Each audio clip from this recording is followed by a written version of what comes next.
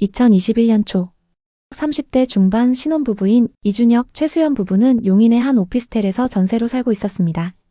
결혼 4년 차 전세로 살던 20평대 오피스텔은 점점 좁게 느껴졌습니다. 특히 아이를 계획하며 더 넓고 안정된 집에 대한 열망이 커졌죠. 이제 우리도 진짜 내 집을 가져야 하지 않을까? 준혁 씨가 수연 씨에게 조심스레 말을 꺼냈습니다. 수연 씨는 고개를 끄덕였습니다. 맞아, 집주인이 전세금 올릴지 눈치 보는 거 이제 지쳤어. 우리 집에서 안정적으로 살고 싶어. 부부는 용인 기흥구의 신축 주상복합 아파트를 주목했습니다. 기흥역 초역세권, 신축 단지의 상권까지 완벽한 입지였습니다. 무엇보다 부동산 시장이 뜨겁게 달아오르던 시기였죠. 용인 부동산 시장은 2021년 당시 전국에서 가장 뜨거운 지역 중 하나였습니다. 삼성전자 기흥 캠퍼스와 수원, 화성 등 인근의 산업단지로 인해 꾸준히 유입되는 젊은 직장인들, GTX 개통 계획과 기흥역 주변 개발 호재로 투자자들의 관심이 집중되었죠. 부동산 뉴스는 연일 용인 반도체 클러스터 호재로 거래량 최대, 기흥역 역세권, 지금이 마지막 기회, 이런 헤드라인으로 도배되었습니다. 전문가들은 용인은 수도권 접근성과 개발 호재로 장기적으로도 상승 여력이 충분하다며 낙관적인 전망을 쏟아냈습니다. 준혁 씨는 부동산 앱을 보며 말했습니다. 여기 매매가가 많이 오르긴 했는데 신축의 역세권이니까 더 오를 가능성이 높아. 수연 씨도 동의했습니다. 실거주도 되고 투자 가치도 있겠네. 지금 안 사면 나중에 더 비싸질 거야. 부부는 이 기회를 놓치고 싶지 않았습니다. 매물은 31평형 30층으로 매매가는 9억 9,500만 원이었습니다. 자금은 기존 전세 보증금에 모은 돈을 다 합쳐 3억을 마련했고 부모님 도움 2억, 나머지 5억은 주택담보대출로 충당했습니다. 월 이자는 약 100만 원으로 계산되었습니다. 이 정도면 감당할 수 있어. 전세 살면서 매번 오르는 전세금보다 낫지. 준혁 씨가 자신 있게 말했습니다. 2021년 중순 부부는 계약서에 도장을 찍었습니다. 계약 직후 용인 부동산 시장은 더욱 뜨거워졌습니다. 한 달 만에 같은 단지 비슷한 조건의 매물이 10억 8천만 원에 거래됐다는 소식이 들려왔죠. 심지어 호가 시세는 13억까지 치솟았습니다. 부부는 환호했습니다. 우리 진짜 잘했어. 한 달 만에 1억이나 올랐잖아. 시장의 열기는 부부의 자신감을 부추겼습니다. 집값이 이렇게 오를 줄 알았으면 더 일찍 샀을 텐데. 준혁 씨는 웃으며 말했습니다. 이미 성공한 거나 다름없어. 부부는 새 가구와 고급 가전제품들을 구입하며 집을 꾸며나갔습니다. 준혁 씨는 뿌듯함을 감출 수 없었습니다. 내가 타이밍을 잘 잡았구나. 친구들과의 술자리에서 그는 자신감 넘치게 말했죠. 기흥의 주상복합 아파트 샀는데 벌써 1억 넘게 올랐어. 용인은 역시 대박이야. 모두 부러워했고 부부는 실컷 투자 이야기를 했죠. 그중에는 부동산 투자를 하지 않은 친구들도 있었는데 그들에게 부동산도 소개해주면서 투자를 권유했습니다. 부동산 전문가가 된 것 같아 뿌듯했습니다. 그러나 2022년부터 기흥역 주변 신축 아파트의 호가는 점차 하락했고 실거래가도 급격히 떨어졌습니다. 부부가 계약한 지 1년 반 만에 비슷한 조건의 매물이 7억 5천만 원에 거래되었습니다. 준혁 씨는 부동산 앱을 확인하며 눈을 의심했습니다. 설마 우리 집이 이렇게까지 떨어질 리 없어. 하지만 하락은 멈추지 않았습니다. 2022년 말 같은 단지의 매물이 6억 9천만 원에 거래되었습니다. 부부가 계약한 9억 9,500만 원에서 3억 가까이 하락한 셈이었습니다. 어떻게 6억 9천만 원이야? 우리가 산 가격보다 3억이나 낮아졌다고? 준혁 씨는 침묵한 채 스마트폰만 들여다봤습니다. 부동산 커뮤니티는 기흥역 주변 과열이었다. 신축도 하락은 면치 못해 이런 글들로 도배되었습니다. 전문가들은 용인 시장은 단기 과열로 조정이 불가피하다. GTX 호재도 아직 멀었고 대출 규제가 지속되면 추가 하락 가능성도 있다고 경고했습니다. 지인들의 말은 부부의 마음을 더욱 무겁게 했습니다. 너희 집 괜찮아? 요즘 용인 집값 많이 빠졌다던데? 수연 씨는 웃으며 넘기려 했지만 속으로는 불안이 커져갔습니다. 특히 최근 과소비했던 것들이 부담으로 다가왔습니다. 그때 좀 더 신중했어야 했어. 수연 씨가 중얼거렸습니다. 준혁 씨는 짜증 섞인 목소리로 대꾸했습니다. 그때 너도 좋아했잖아. 이제 와서 후회한다고 뭐가 달라져? 부부 사이에 처음으로 날카로운 대화가 오갔습니다. 설상가상으로 은행에서 연락이 왔습니다. 금리 인상으로 인해 대출 이자가 조정됩니다. 월 이자가 208만 원으로 상향됩니다. 준혁 씨는 계산기를 두드렸습니다. 추가 부담이 너무 커. 하락장의 고통은 여기서 끝나지 않았습니다. 부부는 매일같이 부동산 앱을 확인하며 새로운 거래 소식에 가슴이 철렁했습니다. 같은 단지 다른 동에서 7억 2천만 원에 거래된 매물이 나타났습니다. 이는 부부의 매매가보다 2억 7,500만 원 낮은 가격이었습니다. 수연 씨는 울먹이며 말했습니다. 왜 이렇게 비쌀 때 샀어? 조금만 더 기다렸으면. 준혁 씨는 답답한 마음에 버럭 화를 냈습니다. 그때 너도 사자고 했잖아. 나만 잘못한 거야? 수연 씨는 눈물을 글썽이며 방으로 들어가 문을 쾅 닫았습니다. 부부는 서로를 원망했고 대화가 줄었습니다. 집은 더 이상 꿈의 공간이 아니라 부담과 스트레스의 상징이 되어갔습니다. 고통은 재정적 부담뿐만 아니라 정서적 갈등으로 이어졌습니다. 수연 씨는 밤마다 부동산 커뮤니티를 뒤지며 낮은 거래가를 볼 때마다 한숨을 쉬었습니다. 내 친구는 전세로 버티다가 더 싸게 샀어. 우리가 너무 성급했어. 준혁 씨는 그런 아내를 보며 짜증을 냈습니다. 그때는 다들 오를 거라고 했어. 나보고 어쩌라는 거야? 부부는 점점 사소한 일에도 날을 세웠습니다. 집은 더 이상 안식처가 아니라 부부의 불화를 증폭시키는 공간이 되어갔습니다. 신혼 후 첫 우리 집이었지만 새 집에서의 삶이 행복하지 않았습니다. 거래는 뚝 끊겼고 매물이 쌓여가면서 가격도 계속 떨어졌습니다. 가계부는 더욱 암울했습니다. 월 고정 지출은 대출이자 208만 원, 관리비 25만 원, 생활비 150만 원, 보험료와 통신비 등으로 400만 원을 넘었습니다. 수연 씨의 프리랜서 수입은 불규칙했고 준혁 씨의 월급만으로는 빠듯했습니다. 부부는 외식을 완전히 끊고 주말 쇼핑도 멈췄습니다. 부동산 앱은 더 이상 열어보지 않았습니다. 또 7억짜리 매물 나왔다고 하면 나 미칠 것 같아. 하지만 우려했던 일이 벌어졌습니다. 같은 단지 다른 동에서 6억 9천만 원에 거래된 매물이 커뮤니티에 올라왔습니다. 부부가 계약한 가격보다 3억이나 낮은 금액이었습니다. 준혁 씨는 앱을 보며 중얼거렸습니다. 우리가 너무 고점에 샀나 이게 말이 돼? 수연 씨는 울컥하며 말했습니다. 그때 네가 더 신중했어야지. 이렇게 될 줄 알았으면 전세로 더 살았을 거야. 2025년 초 용인 부동산 시장은 소폭 회복되었습니다.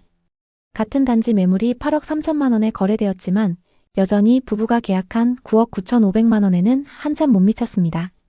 수연 씨는 네이버 부동산을 보며 한숨 지었습니다. 다른 동에 8억 매물 또 나왔대. 우리는 왜 이렇게 비싸게 산 거지?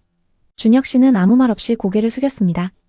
부부는 매일 밤 가계부를 들여다보며 지출을 줄일 방법을 고민했습니다. 수연 씨는 강의 일을 늘리려 했지만 일감이 줄어들며 수입이 불안정했습니다.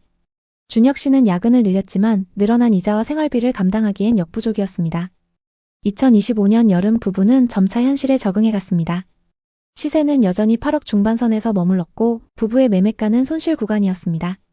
하지만 그들은 더 이상 아파트 시세에 연연하지 않았습니다. 이제 와서 후회해봤자 뭐해. 여기서 우리가 사는 게 중요하지. 준혁 씨가 말했습니다. 수연 씨도 고개를 끄덕였습니다. 맞아, 다투는 것도 지쳤어. 우리 같이 이겨내자. 수연 씨는 영어 과외를 새로 시작하며 가게의 보탬이 되었고 준혁 씨는 회사에서 승진하며 월급이 소폭 올랐습니다. 이자 부담은 여전히 컸지만 전세 만기 걱정 없이 안정된 공간에서 생활하는 것은 큰 위안이었습니다. 전세 살던 때 생각하면 집주인 눈치 안 봐도 되는 게 제일 좋아. 수연 씨가 웃으며 말했습니다. 부부는 주말마다 단지를 산책하고 역 근처를 구경하며 긍정적으로 생각했습니다.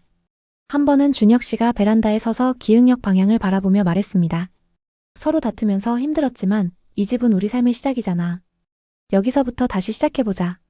수연 씨도 미소를 지으며 고개를 끄덕였습니다. 맞아, 이 집이 우리를 무너뜨릴 뻔했지만 지금은 우리를 지탱해주고 있어. 이준혁 최수연 부부의 이야기는 부동산 시장의 냉혹함을 보여줍니다. 용인 기흥구 구갈동의 신축 아파트는 여러 호재로 뜨거운 관심을 받으며 호가가 13억까지 치솟았습니다. 하지만 금리 인상과 공급 과잉으로 6억 9천만 원까지 하락했습니다. 부부는 9억 9,500만 원에 매수하며 실거주와 투자라는 두 마리 토끼를 잡으려 했지만 시장 하락, 과소비, 금리 인상으로 재정적, 정서적 부담을 안게 되었습니다. 하락장 속 부부의 갈등은 그들의 선택이 얼마나 큰 부담이 되었는지를 보여줍니다. 부동산 시장은 변덕스럽습니다. 상승장에서는 모두가 서둘러 매수하고 하락장에서는 조금 더 기다릴 걸 이라는 후회가 뒤따릅니다. 이 부부의 사례는 집이 단순히 자산 그 이상의 의미를 가진다는 점을 보여줍니다. 그들의 집은 시세 하락으로 재정적 부담을 주었지만 전세의 불안에서 벗어나 안정된 삶을 시작할 수 있는 터전이 되어주었습니다. 과소비와 갈등은 교훈이 되었고 부부는 더 신중한 재정관리와 서로에 대한 이해를 다짐했습니다. 용인 부동산 시장은 GTX 개통, 반도체 클러스터, 삼성전자 기흥 캠퍼스, 수원 및 화성 인근의 산업단지로 인해 전국에서 가장 뜨거운 지역 중 하나였습니다. 특히 기흥역 주변 신축 아파트는 젊은 직장인과 투자자들의 관심을 끌며 단기간에 수억의 가격 상승을 기록했습니다. 하지만 2022년 이후 금리 인상과 공급 과잉으로 시장은 급격히 하락했고 역세권 신축 아파트도 6억 9천만 원까지 떨어지며 투자자들에게 큰 충격을 주었습니다. 2025년 현재 용인 부동산 시장은 소폭 회복세를 보이고 있습니다. 기흥역 주변 아파트의 거래가는 8억 중반선으로 반등했지만 2021년 고점에는 여전히 미치지 못합니다. 전문가들은 용인은 장기적으로 성장 가능성이 높지만 단기 투자보다는 실거주 목적의 접근이 적합하다고 조언합니다. GTX 개통과 반도체 사업지 개발 이후 교통 인프라까지 개선되면 가격 회복 가능성이 높지만 그 전까지는 변동성이 클 것으로 예상됩니다. 한국부동산원 자료에 따르면 2025년 상반기 용인 기흥구 아파트 매매가는 2024년 대비 약 10% 회복했으나 여전히 2023년 고점 대비 20-30% 낮은 수준입니다. 게다가 최근 시작된 부동산 규제 정책들로 인해 빠른 반등을 기대하기는 어려운 상황입니다. 집을 살 때 중요한 것은 지금이 매수 타이밍인가가 아니라 이 집이 내 삶에 어떤 가치를 줄 수 있는가입니다. 여러분에게 부동산이란 어떤 의미인가요? 댓글에 여러분의 생각을 자유롭게 남겨주세요. 여러분의 소중한 댓글은 누군가에게 큰 위로가 될 수 있습니다. 오늘의 이야기에 공감하셨다면 구독과 좋아요를 눌러주세요. 끝까지 시청해주셔서 감사합니다. 다음 편엔 더 좋은 내용으로 찾아뵙겠습니다.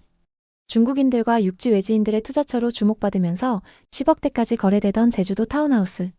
당시 많은 건설사들이 개발에 뛰어들면서 수없이 많은 럭셔리 타운하우스들이 지어졌습니다. 하지만 그중 일부는 사업이 중단되기도 하고 경매에 넘어간 경우도 있는데요. 대체 제주도에 무슨 일이 있던 걸까요? 2020년 서울의 한 아파트, 그곳에서 전세로 살던 재훈 씨네 부부. 바쁘게 일상을 보내다 보면 어느새 일주일 한 달이 휙휙 지나가 있었죠. 그날도 그는 늘 그렇듯 휴대폰으로 부동산 뉴스를 스크롤하며 시간을 때우다가 문득 손을 멈췄습니다. 제주 제2공항 영어교육도시 호재. 오션뷰 타운하우스 3주 만에 완판. 기사에는 제주 바다를 배경으로 한 고급 타운하우스의 영상이 삽입되어 있었습니다. 나이 들어서 이런 곳에 살면 너무 행복할 거야. 그의 머릿속에선 이미 제주에서의 삶이 펼쳐지고 있었습니다. 어차피 서울에서 집 사는 건 꿈도 못 꾸잖아. 제주라면 가능하지 않을까? 재훈 씨는 그날 밤 제주 투자 카페에 가입했습니다. 새벽까지 카페 게시판을 뒤지며 제2공항 확정되면 땅값 2배 뛴다. 오션뷰 타운하우스 2억 올랐다. 이런 후기를 읽으며 가슴이 뛰었습니다. 댓글마다 지금이 마지막 기회라는 문구가 눈에 박혔죠. 다음날 아내 민경 씨는 일을 마치고 집에 돌아오자마자 남편의 흥분된 얼굴을 마주했습니다. 거실에는 제주 영상이 틀어져 있었고 재훈 씨는 열변을 토하며 말했습니다. 민경 씨는 처음엔 반신반의했지만 남편이 보여준 타운하우스 사진과 연 4% 수익 보장이라는 문구에 마음이 흔들렸습니다. 부부는 기존 노후 플랜을 뒤엎었습니다. 서울에서 전세 아파트에 살며 언젠가 아파트를 사겠다는 계획은 제주라는 새로운 계획으로 변경됐죠. 제주라면 우리 둘 다 버킷리스트를 한 방에 이룰 수 있어. 라는 확신이 둘을 사로잡았습니다. 그렇게 부부는 제주시의 신축 타운하우스 현장을 찾았습니다. 고급 석조 외벽 층마다 설치된 전면 통유리 그리고 넓은 정원. 분양사무소는 영화 세트장처럼 꾸며져 있었습니다. 상담사는 자신감 넘치는 목소리로 말했죠. 지금 계약하시면 가장 앞동에 자녀 한 채 잡으실 수 있어요. 앞동의 나머지 호실은 전부 계약이 됐습니다. 준공 떨어지면 임대 주시다가 나중에 거주하시기 딱입니다. 7억짜리가 10억 가는 건 시간 문제죠. 재훈 씨는 상담사의 말에 귀가 솔깃했습니다. 설계도와 영상으로 내부를 돌려보니 넓은 거실과 바다를 향한 테라스가 눈앞에 펼쳐졌습니다. 상담을 마친 후 부부는 근처 해안도로 카페로 향했습니다. 오늘 본 곳 위치가 너무 좋은 것 같아.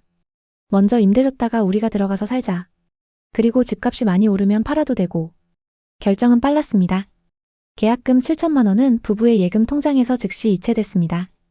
2021년, 2022년 제주 부동산 시장은 뜨거웠습니다. 재훈 씨네 부부가 계약한 타운하우스는 완판을 기록했고 매주 주말 프리미엄을 붙여서 팔라는 전화가 왔습니다. 7억 7천만 원에 사신다는 분이 계신데 파시겠어요? 전화를 받을 때마다 오르는 시세에 너무 행복했습니다. 회사 회식 자리에서 재훈 씨는 동료들에게 제주도 요즘 난리야. 우리 집 9억은 기본이라던데 라며 큰 소리 쳤습니다. 민경 씨도 승무원 동기들에게 제주 고급 타운하우스는 이제 사고 싶어도 못 산다며 실시간 시세를 자랑했습니다. 당시에는 금리도 낮았기 때문에 중도금 대출 이자가 가볍게 느껴졌습니다. 부동산 카페엔 프리미엄 더 올랐다는 글이 매주마다 올라왔고 신용카드 할부 내역을 봐도 불안 대신 자신감이 차올랐습니다. 재훈 씨는 입버릇처럼 말했죠. 지금 쓰는 돈 어차피 집값 오르면 다 메꿔져. 2022년 이후 부부가 기다리던 호재들은 사라지고 점점 안 좋은 소식이 나오기 시작했습니다. 동시에 한국은행은 기준금리를 연속으로 올렸습니다.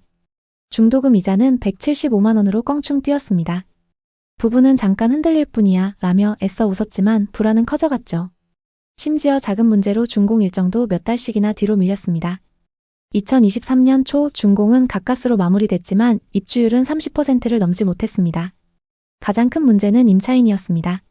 분양 당시 약속했던 연 4% 수익 보장은 터무니없었고 임대 대행 업체는 나몰라라였죠. 부동산에서는 보증금 2억에 월 120만 원이면 문의도 안 와요. 낮추셔야 합니다. 라고 조언했습니다. 민경 씨는 항공사 직무휴직에 들어가며 수입이 줄었고 부부의 생활비는 이미 늘어날 대로 늘어나 있었습니다. 대출 이자에 관리비와 공실 부담, 카드값까지 더하니 매달 생활비가 빠듯했죠. 재훈 씨는 밤마다 가계부를 들여다보며 한숨만 쉬었습니다. 결국 부부는 급매를 결심했습니다. 최초 호가 시세는 8억이었지만 중개사는 7억 밑으로 내려야 전화라도 옵니다. 라고 단호히 말했습니다. 손해를 감수하기 싫었던 부부는 머뭇댔고 그 사이 옆집이 7억 2천에 팔렸습니다. 재훈 씨는 호가를 7억 4천으로 낮췄지만 이번엔 대출 규제가 문제였습니다. 금리가 5%를 넘자 매수 희망자들이 거의 없었습니다. 집을 보러 온 사람들은 뷰는 멋지지만 비싼 것 같다. 편의점까지 차로 10분 걸리네요. 라며 고개를 저었습니다. 2024년 봄 뒷동의 한 매물이 법원 경매에 나왔습니다. 재훈 씨는 경매 공고를 보며 망연자실했습니다. 2025년 초 부부의 타운하우스 시세는 6억 초반까지 떨어졌습니다. 하지만 그 가격에도 매수 문의는 한 달에 한 통도 오지 않고 있죠. 부부는 어차피 나중에 우리가 들어가서 살려고 했다며 애써 위로하고 있지만 빨리 정리하고 싶은 마음이 큰 상황입니다.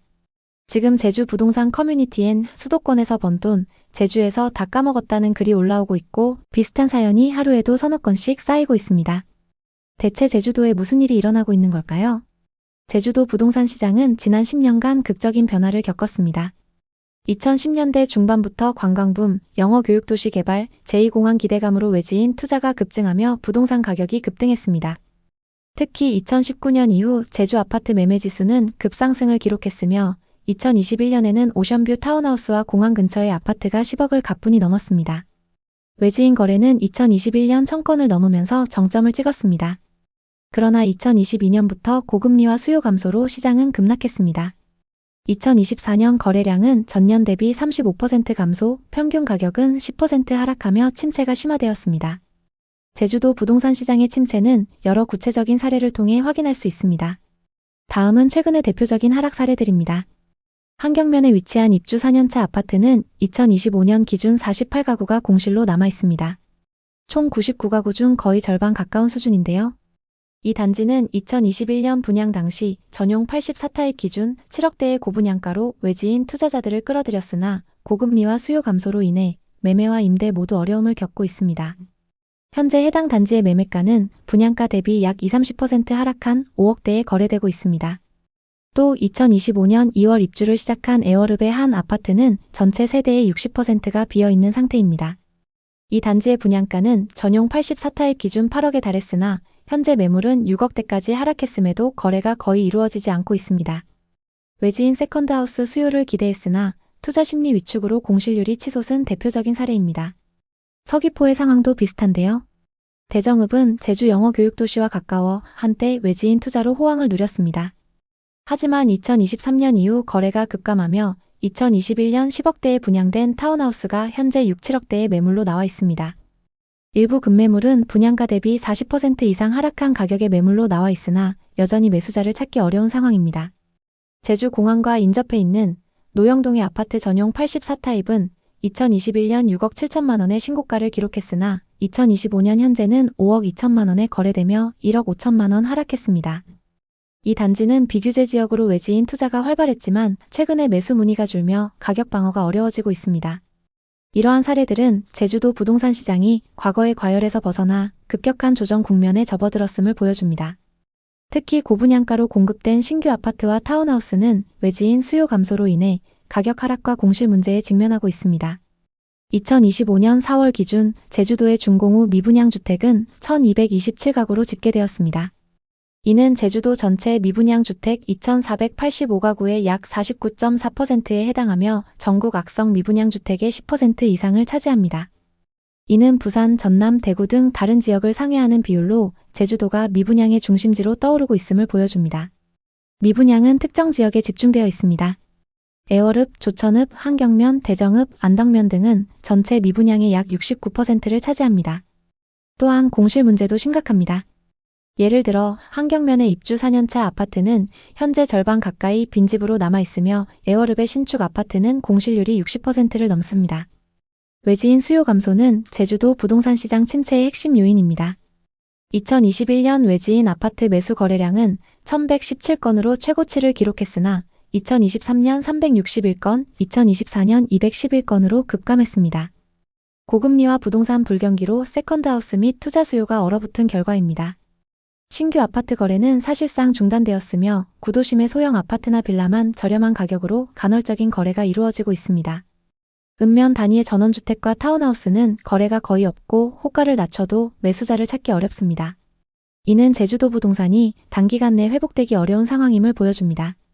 제주도 미분양의 주된 원인은 터무니없는 분양가입니다. 2025년 2월 기준 제주도 민간 아파트의 평균 평당 분양가는 2,481만 원으로 전국에서 서울에 이어 두 번째로 높습니다. 예를 들어 제주도의 한 아파트 전용 84타입 분양가는 7억 9,900만 원으로 경기도 중상급지의 아파트보다 비쌉니다. 높은 분양가는 과도한 땅값이 원인입니다. 2010년대 후반부터 2021년까지 제주도 부동산 시장이 과열되면서 시행사들이 공시지가의 4-5배 가격으로 토지를 매입했습니다. 이로 인해 고분양가를 유지할 수밖에 없었습니다. 하지만 고금리와 수요 감소로 이러한 고분양가는 시장에서 외면받고 있습니다. 제주도 부동산 시장은 지역 주민이 아닌 외지인과 투자자를 타겟으로 공급되었습니다. 제주도민은 고가 아파트를 구매하기보다는 과수원이나 토지를 매입해 감귤 농사 등으로 수익을 얻는 것을 선호합니다. 한 제주도 공인중개사는 제주도민은 비싼 아파트를 사지 않고 차라리 땅을 사서 농사를 짓는다고 이야기했습니다. 외지인 투자자들은 저금리 시기에 세컨드하우스나 투자 목적으로 제주도 부동산을 매입했으나 고금리 시대가 도래하면서 수요가 급감했습니다.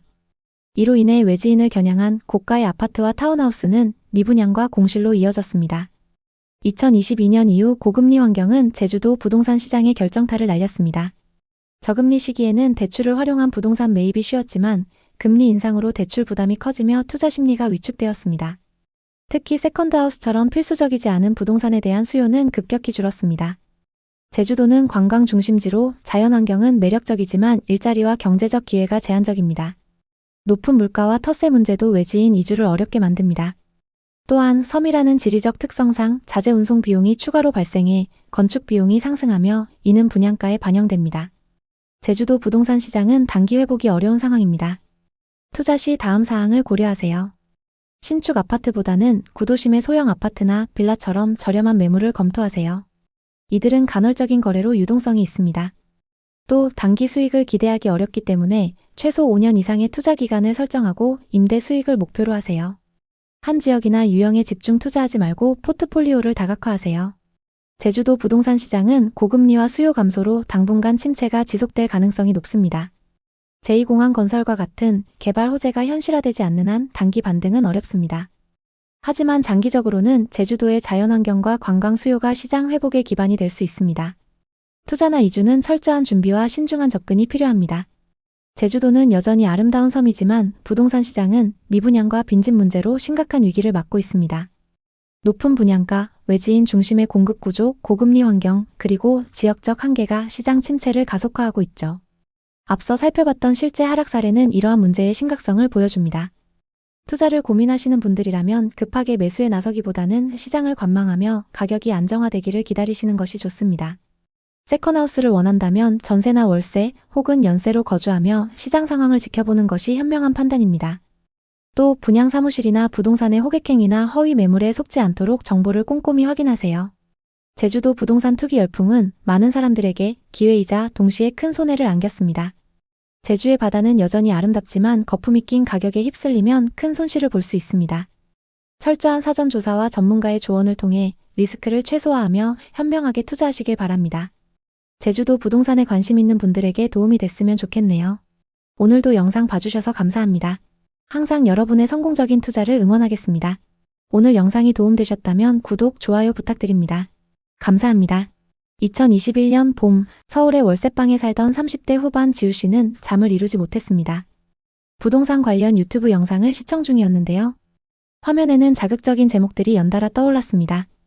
잠실 엘스 신고가 기록, 끝없이 오르는 헬리오시티, 파크리오, 멈출 줄 모르는 고공행진. 하나같이 부동산 투자 심리를 자극하는 문장들이었습니다. 대학 동기와 회사 동료들도 하나같이 부동산 이야기를 하며 열기를 더했습니다. 지우 씨와 같은 연차의 민영 씨는 부모님께 물려받은 잠실 아파트가 벌써 3억이나 올랐다며 부동산 시세 그래프를 보여줬습니다.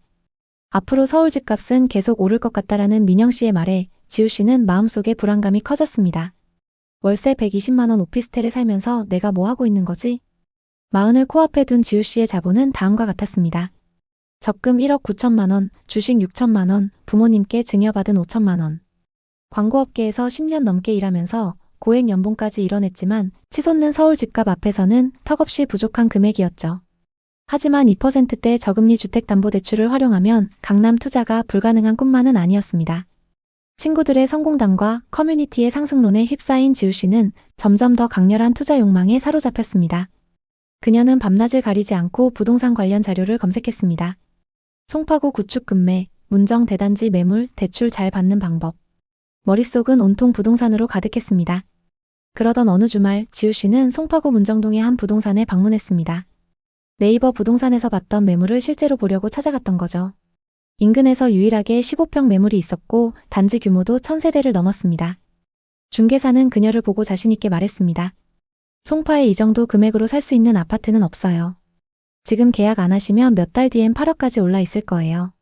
오래된 아파트였지만 관리가 잘 되어 있었고 무엇보다 깔끔하게 인테리어된 집 내부가 너무 마음에 들었습니다. 집 주인분이 얼마 전에 인테리어 하신 거라서 손볼 곳도 없어요. 바로 들어와서 사시면 됩니다. 지우 씨는 지인들과 온라인 커뮤니티에 지금 아니면 영원히 못 산다는 의견에 공감하면서 투자를 진행하기로 마음먹었습니다. 결국 매매가 7억에 문정동의 15평짜리 아파트를 계약했습니다. 1년 만에 1억 5천만 원이 오른 가격이었지만 앞으로 더 오를 거라는 확신이 있었습니다. 매매가 7억에 담보대출로 4억을 받아서 진행했습니다. 당시 변동금리가 2% 초반으로 매우 저렴해서 부담 없이 큰 액수의 대출을 받았습니다. 계약서를 쓰는 동안 손이 떨렸지만 서명을 마치고 나자 묘한 해방감이 밀려왔습니다. 지우 씨는 먼저 부동산 투자에 뛰어들었던 친구들에게 계약 사실을 알렸고 곧 집들이에 초대했습니다. 집에 놀러온 친구들의 반응은 폭발적이었죠. 지우야, 드디어 강남 3구 입성. 이제 앞으로 오를 일만 남았네. 축하 메시지가 쏟아졌습니다. 그녀는 자신이 마침내 성공한 사람들의 리그에 합류했다고 믿었습니다. 2021년 12월 이사한 지 3개월 만에 놀라운 일이 일어났습니다. 지우 씨가 산 아파트의 같은 면적이 7억 5천만 원에 거래되었습니다. 단번에 5천만 원 상승. 지우 씨는 회사 사무실에서 부동산 앱을 확인하며 입을 다물지 못했습니다. 이게 정말로 오르네. 그녀는 3개월 만에 5천만 원을 벌었다는 사실에 황홀했습니다. 월급 외에 자산이 이렇게 빨리 불어날 수 있다니 그전에는 상상하지 못했던 일이었습니다. 그 무렵 유튜브 알고리즘은 지우 씨를 부동산 콘텐츠의 세계로 끌어당겼습니다. 서울 송파 대출 당겨서라도 사라. 지금 안 사면 벼락거지 된다. 이런 제목의 영상이 끝없이 추천되었습니다. 전문가들은 하나같이 상승론을 이야기했습니다. 강남은 절대 안 떨어진다. 지우 씨는 그런 영상을 보며 만족감을 느꼈습니다. 그녀는 주택 청약 통장을 해지하고 그 돈으로 경매 강의를 신청했습니다. 청약? 이제 나한테 필요 없어.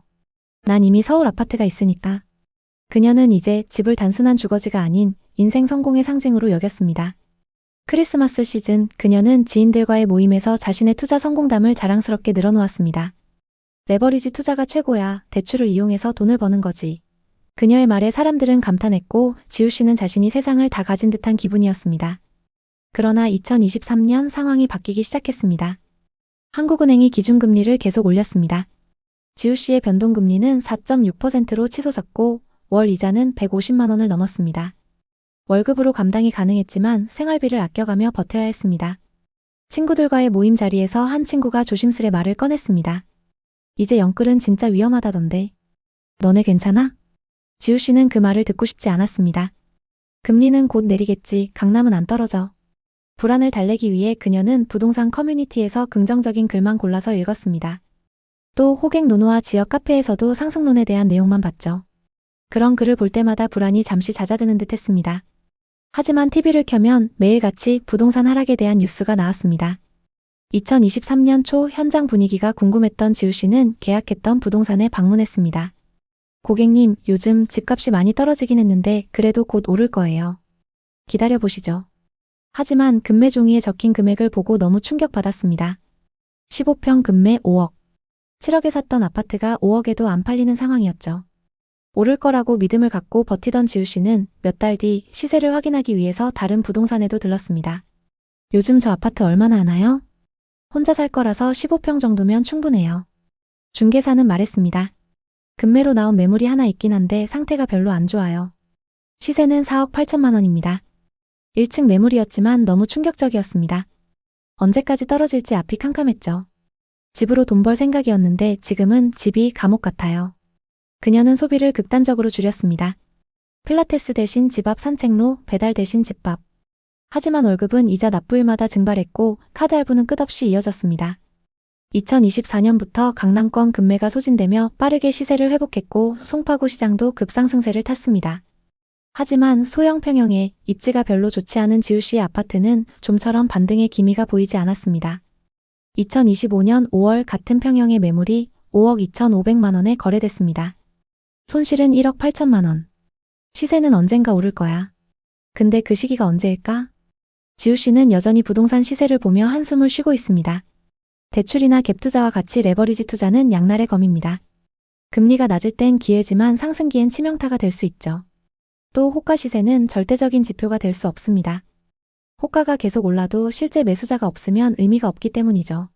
그리고 강남 3구라는 입지가 절대적이지 않다는 사실도 알 수 있습니다. 물론 그 중에서도 입지가 좋은 곳들은 빠르게 회복하고 정고점을 넘은 건 사실입니다. 하지만 그 외의 단지들은 다 같이 어려움을 겪었습니다. 위 사례 말고도 서울 송파구 부동산 시장에는 여러 변화가 있었습니다. 서울 잠실 송파 부동산은 강남 3구에 입성하려는 수요로 엄청난 상승세를 보였습니다. 그리고 그 위험은 아직도 보여지고 있습니다. 지금 상승장에서의 최고가를 돌파한 곳들도 보이는데요.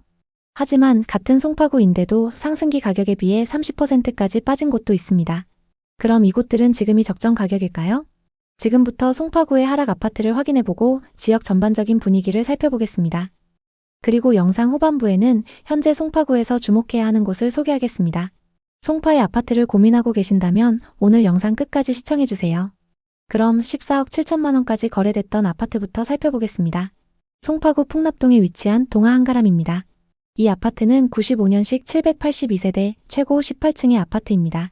한강 조망이 가능하고 역까지 도보로 이동이 가능하기 때문에 구축인데도 전세와 월세 수요가 높습니다. 한강뷰는 도로 쪽 북서양 매물이고 로얄동은 101동으로 공원과 한강뷰가 가능합니다. 용적률이 높은 편이지만 재건축과 리모델링에 대한 기대감이 높습니다. 84타입이 2019년 11월 7억 8천만 원이었는데요. 2년 만에 6억 9천만 원이나 상승해서 14억 7천만 원까지 거래됐습니다. 그리고 최근 13층 매물이 10억 4천만 원에 거래되면서 고점 대비 4억 3천만 원이나 하락했는데요. 정말 이 정도로 많이 하락했을까요? 거래 내역을 살펴보면 2021년 101동 1205호 매물이 14억 7천만 원에 거래됐습니다. 14억 7천만 원에 거래됐던 매물하고 최근 10억 4천만 원에 거래된 매물은 같은 타입 매물입니다. 다만 조망과 층수가 좀 차이 나는데요. 최고가에 거래됐던 매물은 101동 12층 매물이고 최근 하락 거래된 매물은 13층 매물입니다. 101동 고층 매물이 시세가 조금 더 높기 때문에 동일 조건으로 얼마나 빠졌는지 확인해 보겠습니다. 최고가에 거래된 매물과 같은 동인 101동 10층 매물이 11억 7천만 원에 나와 있습니다. 최고가 14억 7천만 원 대비 3억가량 저렴하게 나와 있고 전세 4억 9천만 원의 세입자가 거주 중이기 때문에 현금 6억 8천만 원으로 매수가 가능합니다. 다음은 송파구 장지동에 위치한 송파 파인타운 3단지를 보겠습니다. 1단지부터 13단지까지 대규모 주거타운을 형성하고 있습니다. 역세권 입지의 규모도 크기 때문에 상승장에서 엄청난 상승을 기록했습니다. 3단지는 30평형 3개 타입으로 구성되어 있습니다. 84타입이 2019년 9월 평균 8억 9,800만 원에 거래됐는데요. 2년 만에 6억 3천만 원이나 상승해서 21년 9월 15억 2,800만 원에 거래됐습니다. 이 아파트의 현재 시세는 어떨까요? 최근 2층 매물이 11억 7,500만 원에 거래되면서 고점 대비 3억 5천만 원이나 하락했습니다. 정말 이 정도로 많이 하락했을까요? 거래 내역을 살펴보면 2021년 305동 803호 매물이 계약됐습니다. 매매가 15억 2,800만 원에 거래됐는데요. 30대 투자자가 상승장 끝물에 매수했습니다. 상승기 때 8층 매물이 15억 2,800만 원에 거래됐고 최근 2층 매물이 11억 7,500만 원에 거래되면서 3억 5천만 원 하락했습니다. 현재 307동 중층 매물이 12억 5천만 원에 나와 있는데요. 총 9개 부동산에 내놨는데 거래가 잘 안 되고 있습니다. 고층 매물 기준 고점 대비 2억 7천만 원 하락해 있는 상황입니다. 송파구에는 하락 이후 반등을 못하고 있는 단지들이 있지만 정고점을 이미 돌파한 곳들도 있습니다. 지역 내에서도 양극화가 심한 상황인데요. 그렇기 때문에 오히려 투자 전략을 세우기도 좋습니다. 먼저 송파구 시세를 이끌고 있는 단지들을 보겠습니다. 잠실 3대장과 잠실 주공 5단지, 장미아파트, 또 신천동의 파크리오, 미성크로바, 잠실 진주, 방이동의 올림픽 선수 기자촌, 가락동 헬리오시티 같은 곳들이 있습니다. 현재 시세가 그 입지를 말해주고 있는데요. 급매물은 나오자마자 소진되고 거래 금액도 이미 신고가를 기록하고 있습니다. 거래가 활발한 파크리오와 헬리오시티의 시세를 살펴보겠습니다. 84타입 기준 낮은 가격순으로 나열해보면 21억 5천만 원부터 나와 있습니다. 대부분 저층 매물들인데 20억을 넘고 중층 이상 매물은 평균 23억 정도로 형성되어 있습니다. 또 송파에는 재건축 단지들도 많은데요. 잠실 주공 5단지부터 아시아 선수촌, 올림픽 선수 기자촌, 그리고 올림픽타운까지 규모가 큰 단지들이 많이 있습니다. 이 중에서는 올림픽타운이 시세가 가장 저렴한데요. 여기도 가장 저렴한 매물이 18억 중반을 넘습니다. 거래 현황을 쭉 살펴보면 하락장 이후에 계속적으로 상승해서 전고점까지 회복한 모습입니다. 송파에는 이렇게 시세가 높은 곳들이 있는 반면 빌라나 다가구 주택이 밀집되어 있는 지역도 있습니다. 문정역부터 장지역까지 이어지는 라인과 가락시장역부터 오금역까지 이어지는 라인입니다. 가까운 곳에 상권도 잘 형성되어 있고 교통이 편리하기 때문에 많은 분들이 선호하는 곳입니다. 이 지역은 청약을 노리거나 갭 투자를 준비하고 있는 분들이 많이 거주하는 곳입니다. 송파에는 앞서 살펴본 최상급지 아파트 단지들과 빌라 다가구 밀집 지역 외에 많은 분들이 관심 갖고 계신 곳들도 있습니다. 거여마천과 위례신도시, 또 장지동과 문정동 그리고 가락동의 구축, 마지막으로 방이역 주변 재건축입니다. 먼저 거여마천입니다. 송파 중심 생활권에서는 벗어나 있지만 괜찮은 가격대의 신축 단지가 들어서 있습니다. 이편한 세상 송파 파크센트럴과 송파 시그니처 롯데캐슬입니다. 다만 아직까진 인프라가 좀 부족한데요. 앞으로가 더 기대되는 곳입니다. 다음은 위례신도시로 자차로 서울 출퇴근하기 좋은 곳입니다.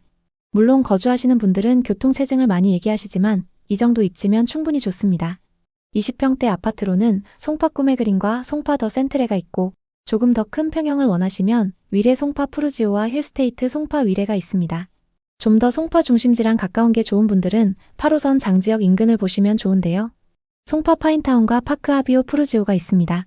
지하철역이 가깝다는 장점이 있고 가든파이브를 포함해서 주변 상업시설이 잘 형성되어 있습니다. 그 다음으로 많은 분들이 보시는 곳들이 가락동에 있는 가락 금호와 가락 쌍용입니다. 가격이 저렴한 건 아니지만 상대적으로 접근하기 좀 더 가볍기 때문에 많은 분들이 관심 갖고 계신 곳들인데요. 보통 파크리오와 헬리오시티로 갈아타기를 준비하시는 분들이 많이 선택하시는 곳입니다. 물론 실거주하기에도 괜찮은 입지입니다. 잠실 주공이나 장미아파트는 어렵지만 재건축에 투자하고 싶다 하시는 분들은 방이역 인근을 보시는데요. 대표적으로 방이동 대림과 현대아파트입니다. 물론 이 지역도 최저가가 17억 중반부터 시작해서 가격대가 높긴 합니다. 많은 분들이 송파에서 갈아타기로 생각하시는 곳은 헬리오시티와 파크리오, 좀 더 나가면 잠실 엘리트인데요. 요즘은 현금이 부족하더라도 대출 7억, 8억에서 10억은 기본이 돼버린 상황입니다. 많은 분들이 자산을 늘리기 위해서 계속 갈아타기 전략을 쓰고 계신데요. 하지만 최근 대출 한도를 6억까지 제한하면서 이마저도 쉽지 않은 상황입니다. 그럼 지금 송파에서 주목해야 하는 곳은 어디일까요? 앞으로 오를 지역을 선점하고 싶다면 거여마천 재정비 촉진지구에 주목하시는 게 좋습니다. 지금은 노후 주거지역이지만 개발이 완료되는 시점에는 기존의 거여마천 이미지가 완전히 바뀌면서 새로운 시세를 형성할 걸로 보입니다. 거여마천 다음으로 주목하셔야 하는 곳은 장지동인데요. 장지동 중에서도 장지역 인근 송파 파인타운 단지들과 위례 신도시 단지들입니다. 지금 이 인근에 누적된 매물이 급격히 늘어났습니다. 매물이 많이 늘어나면서 시세 조정이 가능하다는 건 급매물을 잡기 쉽다는 뜻입니다. 거여마천 지역의 재개발 매물과 송파 장지동의 파인타운 그리고 위례 단지들의 시세를 잘 살펴보시는 게 좋습니다. 송파구에 관심 있는 분들에게 도움이 됐으면 좋겠네요. 오늘도 영상 봐주셔서 감사합니다. 항상 여러분의 성공적인 투자를 응원하겠습니다. 오늘 영상이 도움되셨다면 구독, 좋아요 부탁드립니다. 감사합니다. 2021년, 2022년 당시 송도 아파트 가격은 국민 평형이 12억 13억을 넘을 정도였죠. 하지만 지금은 그때의 가격은 꿈도 못 꾸는 현실입니다. 게다가 일부 지역에서는 분양권 매물이 마피 1억에도 안 나가고 있는데요. 대체 무슨 일이 일어나고 있는 걸까요? 송도는 이제 끝난 걸까요? 민수 씨는 40대 중반 송도에서 10년째 거주하며 백종원의 프랜차이즈 식당을 운영하는 가장입니다. 아내와 초등학생 딸 하나를 둔 그는 매일 송도의 센트럴파크를 지나며 이곳에서 우리 집을 갖고 싶다는 꿈을 키웠습니다. 송도는 포스코타워, 인천대교, 바이오 클러스터 등 글로벌 비즈니스 허브로 떠오르며 부동산 시장에서 주목받는 곳이었죠. 2020년 부동산 시장은 뜨겁게 달아올랐습니다. 유튜브와 부동산 카페에서는 송도는 인천의 강남이다. 지금 사지 않으면 영영 기회가 없다. 이런 말들이 쏟아졌습니다. 민수 씨도 매일 밤 유튜브를 보며 송도의 미래 가치를 분석하는 영상에 푹 빠져들었죠. 특히 송도동에 위치한 송도 더샵 퍼스트파크 아파트가 눈에 들어왔어요. 전용 84타입이 2019년에는 6억 중반이었지만 2021년에는 이미 12억대에 거래되고 있었죠. 그때 갭투자라는 단어가 민수 씨의 머릿속을 맴돌았습니다. 전세를 끼고 매수하면 적은 자본으로 내 집 마련이 가능하다는 이야기에 귀가 솔깃했죠. 당시 전세 시세는 6억 8천만 원. 현금 5, 6억이 있으면 매수가 가능하다는 계산이 나왔습니다. 민수 씨는 아내와 밤늦게까지 상의했습니다. 지금 아니면 송도에서 집 사는 건 불가능할 거야. 아내도 고개를 끄덕였죠. 우리도 이제 내 집을 가져야지. 부부는 저축과 대출, 부모님의 도움을 받아 자금을 마련했습니다. 2021년 8월 민수 씨는 송도 더샵 퍼스트파크 전용 84타입을 12억 5천만 원에 매수했습니다. 전세를 6억 8천만 원에 놓고 나머지 5억 7천만 원은 대출과 저축, 가족의 도움으로 충당했죠. 계약서를 쓰는 날 민수 씨는 가슴이 두근거렸습니다. 드디어 송도에서 우리 집을 샀어. 이건 투자이자 미래를 위한 선택이야. 아내도 미소를 지으며 위치가 좋고 역도 가까우니까 더 오를 거야 라고 말했습니다.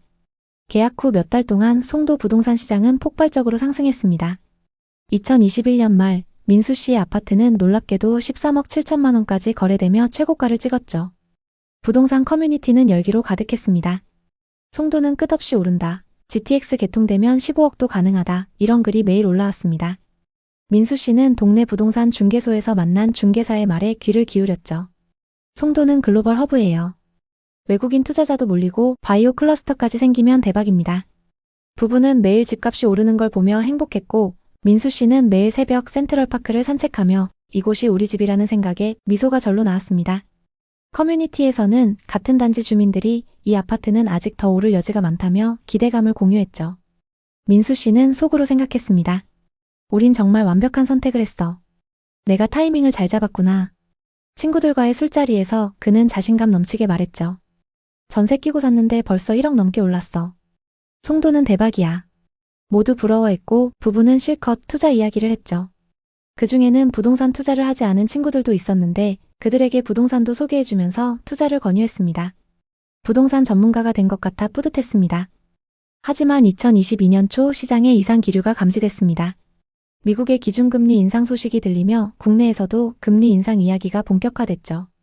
민수 씨는 우린 고정금리로 대출했으니 괜찮다며 스스로를 다독였지만 불안은 커져만 갔습니다. 자영업 특성상 수입이 불규칙했던 터라 월 이자는 점점 부담으로 다가왔습니다. 2022년 봄 충격적인 소식이 들려왔습니다. 같은 단지 고층 매물이 8억 중반에 거래되었다는 거였죠. 민수 씨는 부동산 앱을 열어서 84타입 매물이 8억까지 떨어졌다는 기록을 확인했습니다. 12억 5천만 원에 샀는데 8억? 4억 5천만 원이나 손해? 그는 믿을 수 없었습니다. 매일 저녁 아내와 한숨을 내쉬며 걱정했습니다. 부동산 중개소에 들렀을 때 중개사는 냉정하게 말했습니다. 지금은 시장이 얼어붙었어요. 8억 금매도 연락이 잘 안 옵니다. 커뮤니티에는 송도 이제 끝났다, 갭 투자한 사람들은 망했다 이런 글이 넘쳐났습니다. 민수 씨는 점점 시세를 보지 않게 됐습니다. 집값 하락도 고통이었지만 자신의 선택을 후회하는 마음이 더 아팠습니다. 아내는 한숨을 쉬며 말했습니다. 우리 왜 이렇게 비쌀 때 투자했지? 그냥 전세로 살면 안 됐을까? 민수 씨는 대답할 말이 없었습니다. 투자하느라 자금을 마련하기 위해 좁은 월세집으로 옮겨왔는데 좁은 집에서 아무것도 모르고 웃고 있는 딸을 보며 눈물이 났습니다. 부동산 투자가 우리한테 행복을 줄 줄 알았는데 2023년 민수 씨의 상황은 더 나빠졌습니다. 전세입자에게 연락이 왔던 겁니다. 이사 가려고 합니다. 전세 보증금 돌려주세요. 곧바로 부동산에 연락했죠. 중개사는 요즘 전세도 빠지고 있어요. 6억 8천만 원은 절대 안 나가요 라고 했습니다. 전세 시장도 냉각되면서 같은 단지의 전세 시세가 4억 중반으로 떨어졌다는 소식이 들려왔습니다. 갭 투자의 핵심이었던 전세 시세가 무너지자 민수 씨는 점점 더 큰 압박을 느꼈습니다. 결국 2억에 가까운 돈을 돌려주기 위해 사업자 대출과 마이너스 통장까지 받았고 차도 한 대 정리했습니다. 민수 씨는 주 7일 하루도 쉬지 않고 장사를 하며 매달렸지만 대출 이자와 생활비는 그를 옥죄어왔습니다. 아내는 우리 진짜 바보였나 봐 라며 한숨을 내쉬었죠. 딸아이가 아빠 우리 언제 이사 가요? 라고 물을 때마다 민수 씨는 가슴이 미어졌습니다. 한때 행복의 상징이었던 집은 이제 무거운 짐이 되어 있었죠. 커뮤니티에는 송도는 더 떨어진다. 차라리 서울 구축이 나았다. 이런 글이 매일 올라왔습니다. 민수 씨는 더 이상 그런 글을 보지 않으려 했지만 불안은 사라지지 않았습니다. 2024년 겨울 민수 씨는 습관처럼 부동산 앱을 열었습니다. 놀랍게도 송도 더샵 퍼스트파크 84타입 매물이 10억 5천만 원에 거래되었다는 기록을 발견했죠. 오, 이제 오르는 건가? 그는 조심스럽게 지역 커뮤니티에 접속해봤습니다.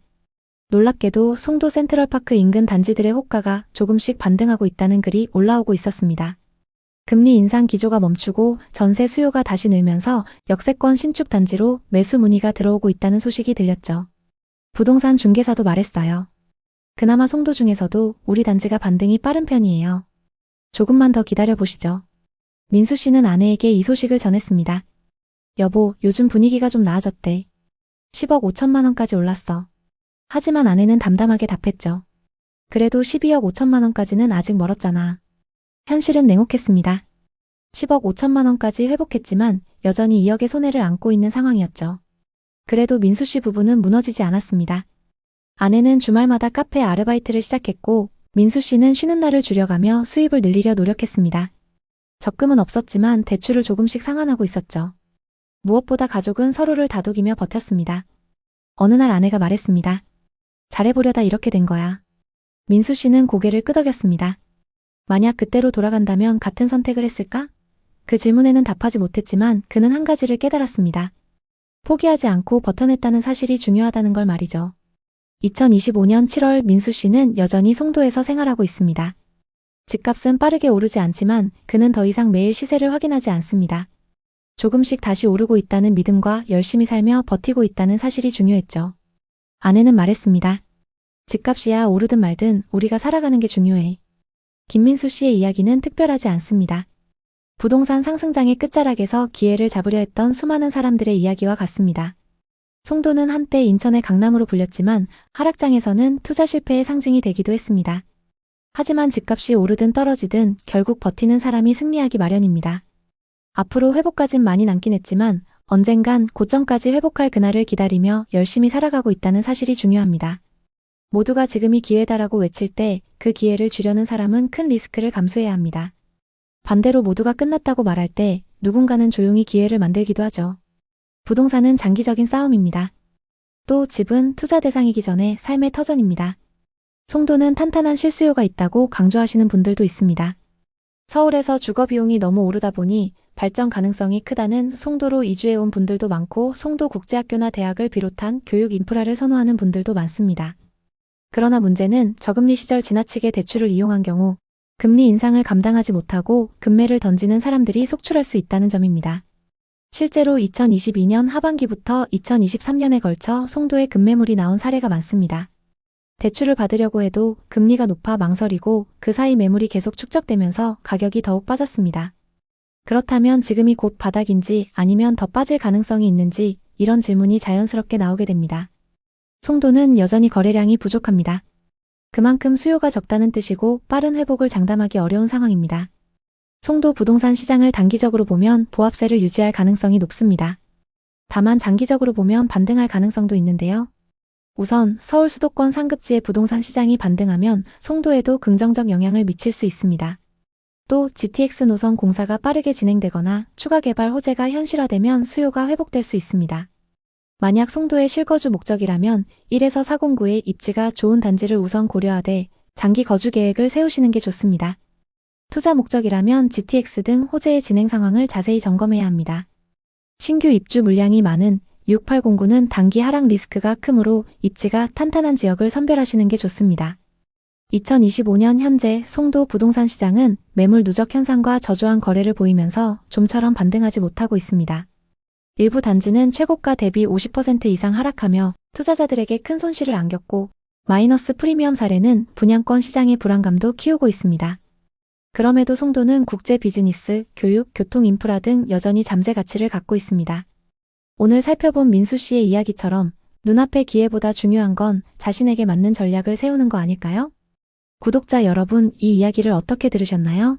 충분한 실력과 자본을 갖추지 않은 채 섣불리 접근했다간 크게 실패할 수 있습니다. 부동산 투자로 성공하기 위해선 꾸준한 투자 공부를 통해 실력을 갖춰야 합니다. 전문가들의 경험담과 노하우를 참고하는 것도 좋은 방법이 될 수 있습니다. 송도나 갭 투자와 관련된 고민이 있으신가요? 댓글로 여러분의 이야기를 자유롭게 나눠주세요. 여러분의 소중한 댓글이 누군가에게 큰 깨달음이 될 수 있습니다. 구독과 좋아요도 잊지 말아주세요. 감사합니다. 부산 수영구 남천동의 오래된 아파트 단지. 삼익비치에 있는 58세 김철호 씨는 손에 든 스마트폰 화면을 바라보며 깊은 한숨을 내쉬었습니다.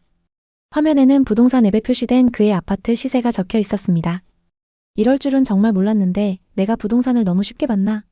며칠 전 뉴스에서 들려온 부동산 시장 냉각 소식과 재건축 규제 이야기는 그의 가슴을 더욱 무겁게 짓눌렀습니다. 대출 규제, 전세 수요 감소, 그리고 끊임없이 반복되는 시장 안정화 대책이라는 단어들은 철호 씨처럼 재건축 아파트에 전 재산을 걸었던 사람들에게는 악몽 같은 소리였습니다. 철호 씨는 30년 넘게 부산 남천동에서 해산물 식당을 운영하며 지역 주민들에게 사랑받는 사장님이었습니다. 신선한 멍게와 회, 그리고 푸짐한 해물탕으로 유명한 그의 식당 바다향은 손님들로 늘 북적였습니다. 아침이면 어시장에서 직접 공수한 재료를 손질하고 저녁이면 손님들과 농담을 주고받으며 웃음꽃을 피웠습니다. 그에게 식당은 단순한 생계수단이 아니라 삶의 전부였습니다. 하지만 2020년 코로나 여파로 손님이 뚝 끊기면서 매출은 반토막이 났고 너무 힘든 나날을 보냈습니다. 그러던 어느 날 철호 씨는 장사를 마무리하며 아내에게 말했습니다. 여보, 우리 가게 다시 잘 될 수 있을까? 아내는 말없이 그의 손을 꼭 잡아주었지만 그들의 마음은 무거웠습니다. 식당 운영만으로는 앞으로의 삶이 불투명하다고 느낀 철호 씨는 그동안 모은 자산으로 노후를 준비하겠다고 마음먹었습니다. 하지만 은행 예금 이자는 터무니없이 낮았고 주식시장은 변동성이 너무 커서 손대기 두려웠습니다. 매일 아침 장사 준비를 마친 후 커피를 마시며 신문을 읽던 그는 부동산 시장이 뜨겁게 달아오르고 있다는 기사를 자주 접했습니다. 특히 부산의 재건축 아파트들이 급맥이라는 이야기가 여기저기서 들려왔습니다. 그러던 2021년 여름 친하게 지내던 손님인 부동산 중개사 정 사장이 카페에서 차를 마시며 고급 정보를 전해줬습니다. 김 사장님, 남천동 삼익비치 아파트 들어봤어요? 그 낡은 단지 재건축 사업이 지금 물 흐르듯이 진행되고 있어요.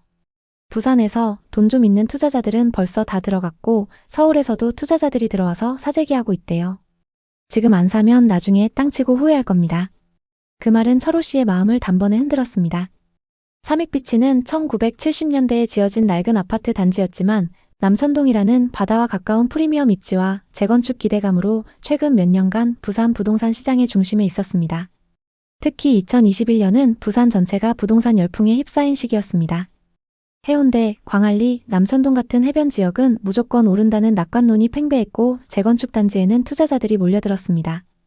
철호 씨는 식당으로 모은 자산 7억에 은행 대출 6억 8천만 원을 더해 2021년 8월 삼익비치 30평형 아파트를 13억 8천만 원에 매수했습니다. 부동산 중개사무소에서 계약서를 쓰던 날 철호 씨의 손은 미세하게 떨렸습니다. 중개사 정 사장은 밝은 미소로 그를 안심시켰습니다. 김 사장님, 이건 진짜 대박이에요. 삼익비치 재건축 확정되면 최소 20억은 가볍게 넘길 겁니다. 서울 강남보다 남천동 바다가 더 낫죠. 철호 씨는 속으로 중얼거렸습니다. 투자라는 게 뭐 별거 있겠어? 다들 사는 거면 나도 따라가면 되지. 그는 부동산 시장의 미래를 낙관했고 삼익비치가 자신의 노후를 책임질 황금알을 낳는 거위가 될 거라 굳게 믿었습니다. 계약서를 쓰고 집으로 돌아오는 길 그는 아내에게 전화해 자랑스럽게 말했습니다. 여보, 우리 이제 부자 되는 길로 들어섰어. 조금만 기다리면 다 잘 될 거야. 매수 후 몇 달 동안 철호 씨의 기대는 현실로 변하는 듯 했습니다. 2021년 말 삼익빛이 같은 평형의 매매가가 14억 4천만 원까지 치솟았습니다.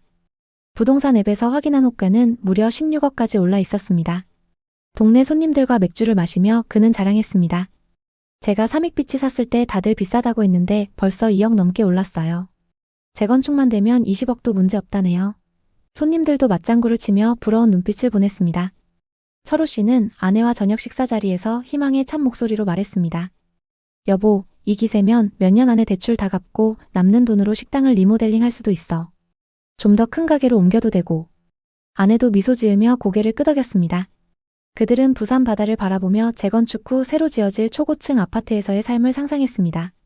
새 아파트에서 손주들과 함께 바다를 보며 밥을 먹는 모습. 어쩌면 지금보다 더 큰 식당을 열어 손님들이 북적이는 모습까지 모든 게 가능해 보였습니다. 철호 씨는 매일 아침 부동산 앱을 켜서 시세를 확인하는 게 일과가 되었습니다. 아파트 단지 앞을 지나며 낡은 건물을 볼 때면 곧 들어설 새 아파트의 모습을 떠올리며 미소를 지었습니다. 단지 내 커뮤니티 게시판은 재건축 소식으로 들썩였고 곧 착공 들어간다더라, 서울 투자자들 또 왔다던데 이런 이야기가 떠돌았습니다. 철호 씨는 그 분위기에 취해 있었습니다. 내가 이렇게 큰 결정을 잘 해냈구나. 그는 스스로를 대견하게 여겼습니다.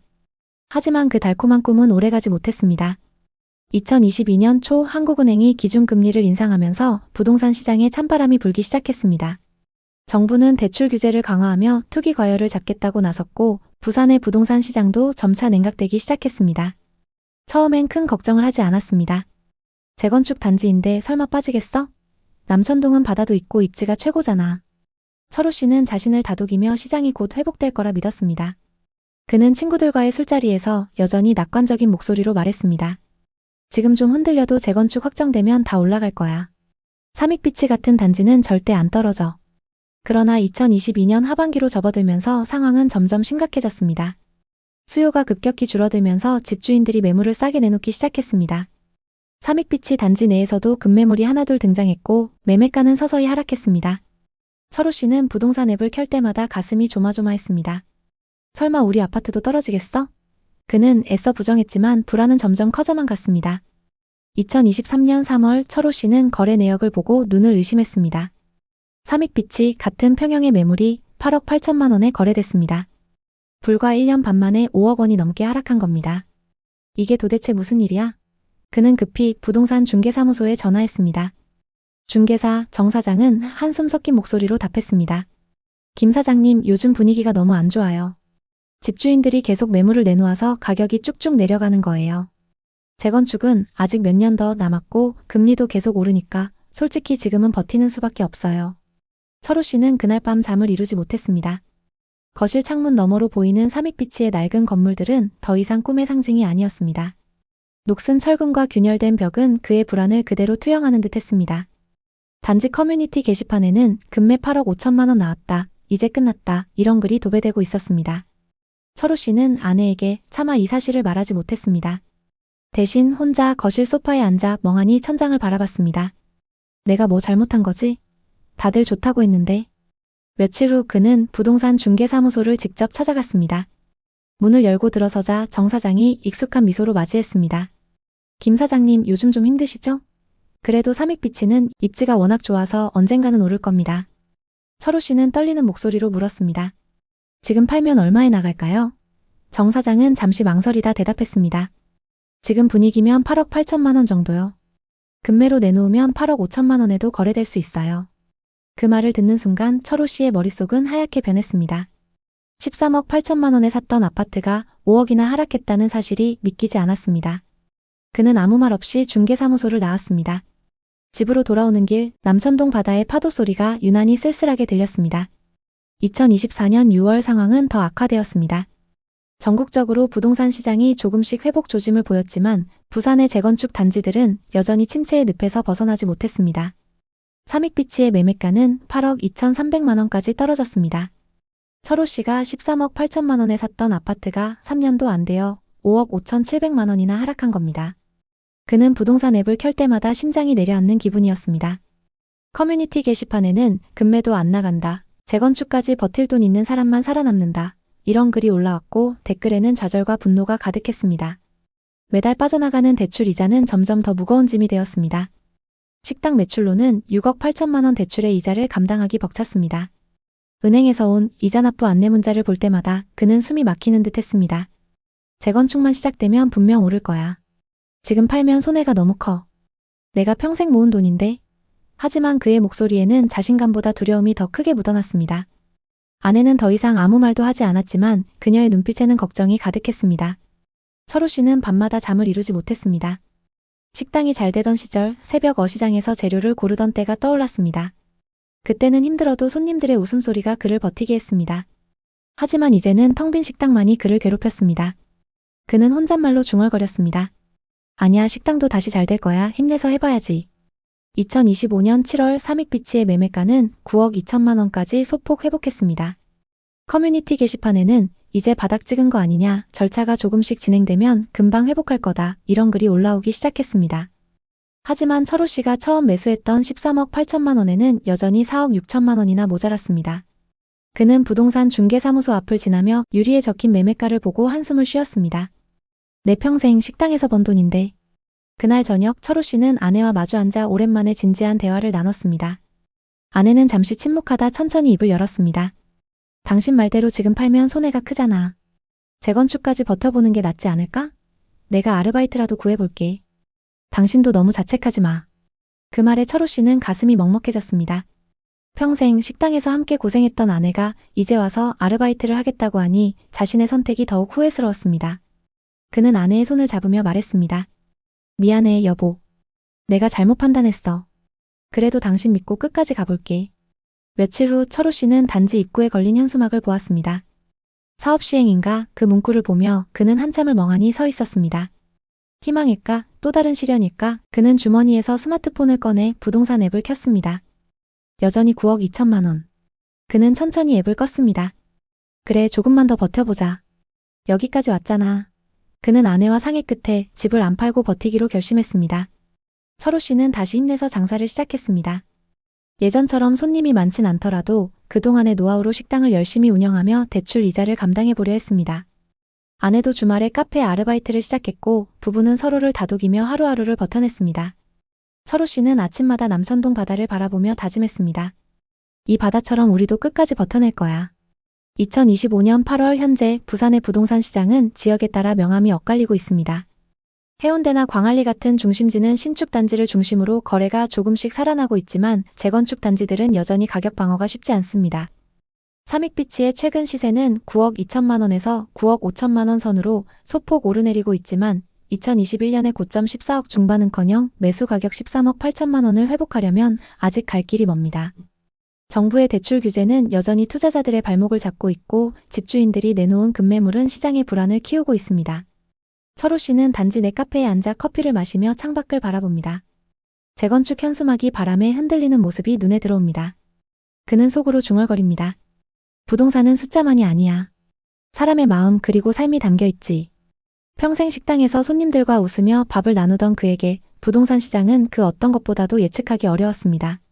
그는 천천히 커피를 한 모금 마시며 결심합니다. 그래, 지금은 버틸 때야. 재건축이든 뭐든 끝까지 가보자. 그의 손끝은 더 이상 떨리지 않았습니다. 그는 아내와 함께 남천동 바다를 바라보며 조용히 다짐했습니다. 우린 다시 일어설 거야.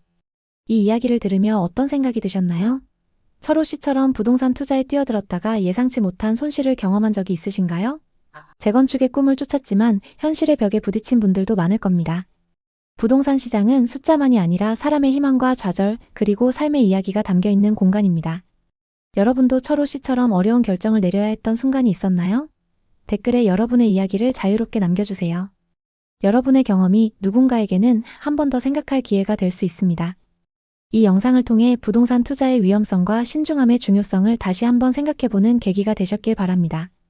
오늘의 이야기에 공감하셨다면 구독과 좋아요를 눌러주세요. 오늘도 시청해주셔서 감사합니다. 다음 편엔 더 좋은 내용으로 찾아뵙겠습니다. 갭 투자는 안 망한다. 특히 평택이나 오산 같은 데는 소액으로도 투자할 수 있다.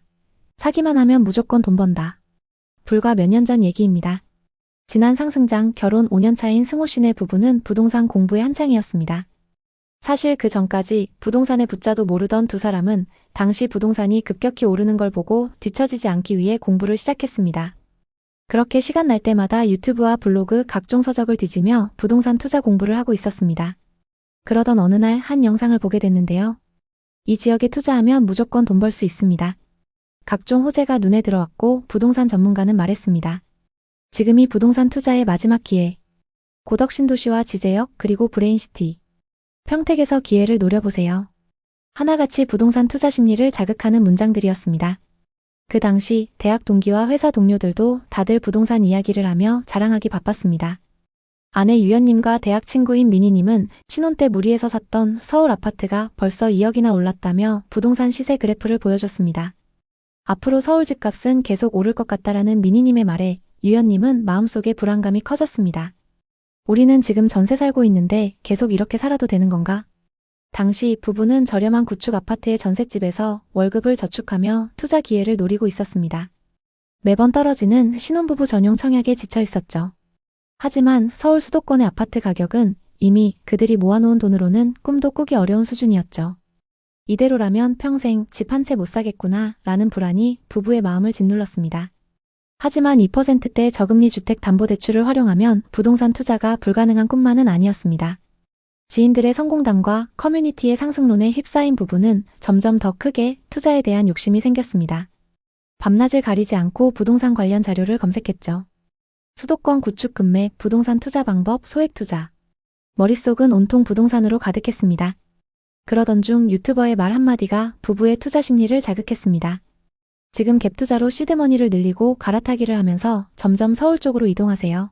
어느 토요일 저녁 부부 동반 모임에 나갔습니다. 오랜만에 만난 지인들과 술잔을 기울이며 이런저런 이야기를 나누던 중 한 부부가 자신만만하게 말을 꺼냈죠. 요즘 오산이랑 평택 쪽 부동산이 핫해요. 서울에서까지 와서 사더라고요. 저희도 그쪽에 투자해서 2년 만에 3억 정도 번 것 같네요. 그 말은 이들의 귀에 쏙 박혔습니다. 갭 투자하면 투자 금액도 별로 안 들어가요. 어차피 전세 가격도 계속 올라서 걱정할 것도 없어요. 전세 끼고 사뒀다가 집값이 오르면 팔고 더 좋은 집을 살 수 있다니. 이건 기회 같았죠. 그들은 결심했습니다. 그래, 갭 투자라면 우리도 할 수 있어. 부부는 수도권 근교, 특히 경기 남부, 동탄이나 평택, 오산 위주로 매물을 살펴봤습니다. 서울에서 그렇게 멀지 않고 잘 아는 지역들이었죠. 그들은 주말마다 부동산 중개업소와 분양 홍보관을 돌며 정보를 모았습니다. 그러던 중 한 부동산 사장이 자신감 넘치는 목소리로 말했습니다. 평택은 앞으로 경기도를 대표하는 도시가 됩니다. 지금 전세 끼고 사면 소액으로도 아파트 한 채 살 수 있어요. 2년 뒤엔 최소 2억은 오릅니다. 평택은 앞으로 동탄처럼 오릅니다. 곧 신도시가 완성되고 삼성이 확장하면 더 뜰 거예요. 다른 직원도 자신감 넘치는 목소리로 말했죠. 사장님, 이 매물은 진짜 마지막이에요. 아직도 저렴한 거예요. 절대 후회 안 하십니다. 부부는 마지막이라는 말에 마음이 급해졌습니다. 소액으로 살 수 있고 앞으로 2년 안에 크게 오른다는 말. 그들은 머릿속으로 고민에 빠졌습니다. 혹시라도 문제될 게 있나? 부동산에서는 계속 그들을 설득했어요. 두 분에게 딱 어울리는 매물이에요. 이 금액으론 이제 못 사요. 집으로 돌아와 해당 아파트를 검색해봤죠. 각종 블로그나 기사에서도 오른다는 얘기가 한창이었습니다.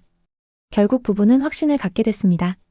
평택의 신축 아파트는 매매가가 4억 3천만 원, 전세는 2억 9천만 원이었습니다. 갭은 1억 4천만 원이었죠. 부부는 저축 6천만 원, 신용대출 3천만 원, 청약 통장에 들어있던 돈, 그리고 부모님께 빌린 돈까지 합쳐 총 1억 4천만 원의 자금을 마련했습니다. 이를 기반으로 평택의 아파트를 갭투자로 계약했습니다. 1억 4천만 원으로 4억이 넘는 집을 샀다는 게 뿌듯했습니다. 계약서를 쓰는 순간 부부는 우리도 드디어 부동산 투자자가 됐다는 생각에 가슴이 벅찼습니다. 2022년은 부부에게 뭐든 되는 해였습니다. 그 시기 평택 부동산 시장은 가장 핫했고 그들이 투자한 아파트는 가격이 치솟았습니다. 계약한 지 2달 만에 4억 5천만 원의 매매 거래가 진행됐죠. 한 달에 1,000만 원씩 번 기분이 들어서 너무 행복했습니다. 이 소식을 들은 부모님들도 기뻐하셨죠. 부부는 매일 부동산 앱에서 시세를 캡처하며 행복했습니다. 호가는 어느새 5억을 넘었고 탑층 매물은 7억까지도 올라왔습니다. 그들은 부부 동반 모임에서 이렇게 자랑하곤 했습니다. 이제 앞으로 평택 아파트는 계속 오를 거야. 너희들도 얼른 투자해. 친구들은 부러워했고 부부는 확신에 차 있었습니다. 다음 계획을 세우며 행복했습니다.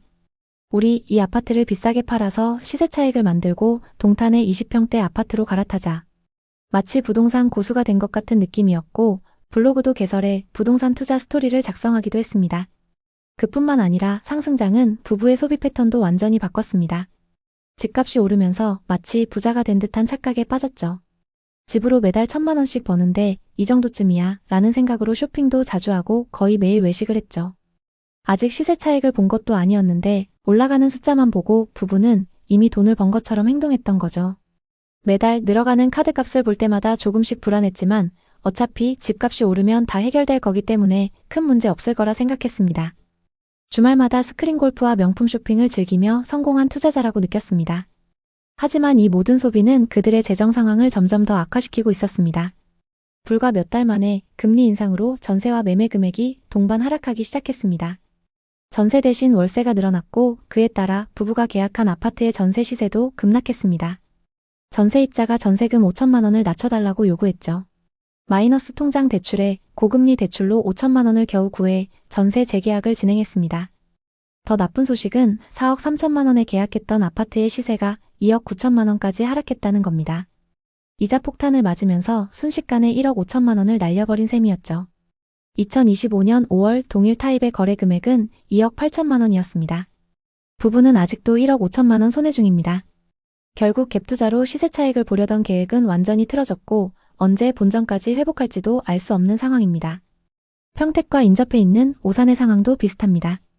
역 주변 단지들도 하락세를 면치 못하고 있는데요. 먼저 평택과 오산에서 상승률이 가장 높았던 아파트들의 시세 변화를 구체적으로 살펴보겠습니다. 오산대역 인근의 대표 단지인 오산대역 세교자이 84타입은 2021년 최고가 7억 3,500만 원에 거래되었지만 2025년 4월 기준 약 5억 5,700만 원으로 떨어졌습니다. 무려 2억 원 가까이 하락한 셈입니다. 이 단지는 2018년에 준공된 역세권 신축 아파트임에도 불구하고 고점 대비 큰 조정이 이루어졌습니다. 이는 세교 신도시 내 공급 과잉과 인프라 부족이 주요 원인으로 분석됩니다. 평택 고덕 신도시의 사례도 살펴보겠습니다.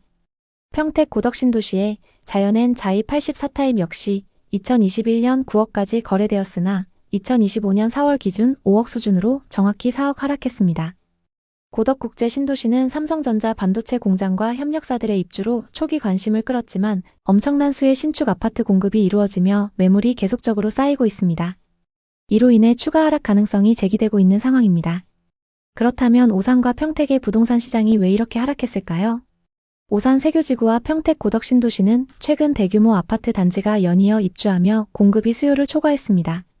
특히 평택 고덕 신도시는 단기간 내 2만 세대 이상의 아파트가 공급되며 시장에 부담을 주었습니다. 오산 세교 역시 신축 아파트 단지가 계속 들어서며 매물 증가로 가격 조정이 이루어지고 있습니다. 이러한 공급 과잉은 단기적으로 가격 하락을 부추겼습니다. 오산 세교는 상업시설과 생활 인프라가 부족한 점도 큰 단점으로 꼽힙니다. 대형 병원, 대형 마트, 문화시설 등이 부족해 주민들이 오산 원도심이나 인근의 수원, 용인, 화성으로 이동해야 하는 불편함이 있습니다.